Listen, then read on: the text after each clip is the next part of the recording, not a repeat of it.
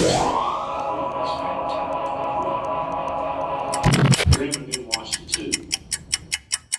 morning, everyone.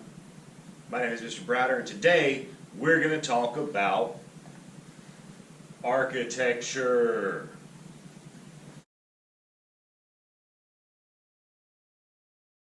In talking about architecture, we're going to talk about Greek architecture, which means we have to take a jump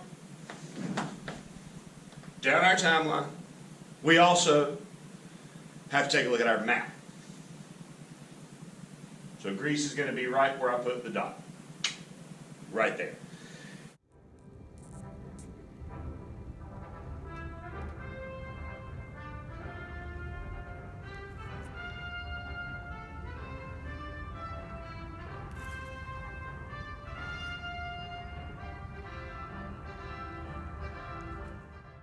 Now, in Greek art in general, there are four phases.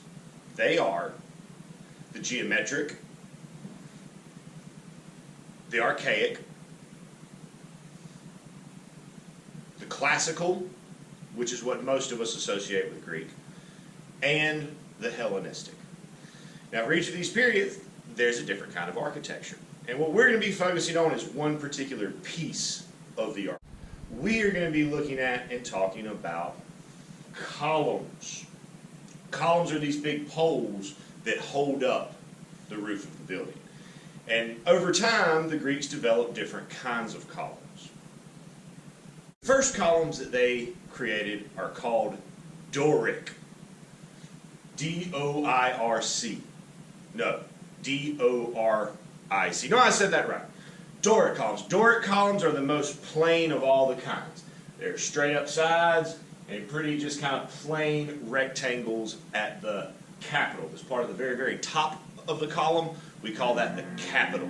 That's how we tell the difference between the different kinds. So after the Doric, Ionic. Now Ionic columns have these scrolls, these kind of loop-de-loops on the end of their capital. Say it with me. Capital, that's the part at the very top of the column. And the Ionic capital is one of the most easily recognizable. Again, because it's got these beautiful swirls and these loops on the ends of it.